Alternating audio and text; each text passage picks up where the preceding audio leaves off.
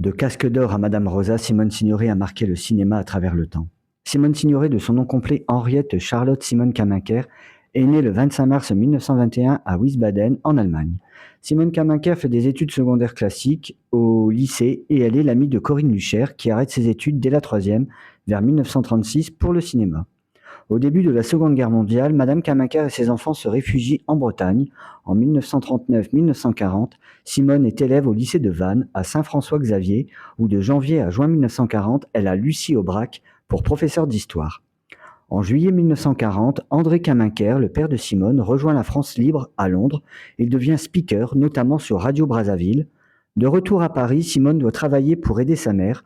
En septembre, elle est engagée pour 1400 francs par mois comme assistante de la secrétaire personnelle de Jean Lucher, le père de son amie Corinne, directeur du journal Les Nouveaux Temps. Au printemps 1941, elle quitte Les Nouveaux Temps et décide de faire du cinéma. Elle débute comme figurante dans Prince Charmant et Boléro de Jean Boyer, Les Visiteurs du Soir de Marcel Carné, Adieu Léonard de Pierre Prévert. En 1943, elle rencontre le réalisateur Yves Allégret. Le 16 avril 1946 naît leur fille Catherine. Ils se marient à Paris le 27 juillet 1948.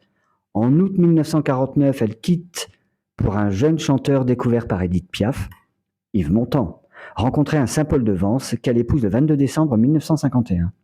La carrière de Simone Signoret est lancée en 1946 avec Macadam. Elle obtient le prix Suzanne Bianchetti de la Révélation en 1947. Yves Allégret offre à Simone Signoret ses premiers rôles importants dans Dédé d'Anvers en 1948 et Manège en 1950. En 1951, avec d'autres réalisateurs, Simone Signoret accède au rang de vedette dans Ombre et Lumière, Casque d'or en 1952, Thérèse Raquin en 1953 et Les Diaboliques en 1955.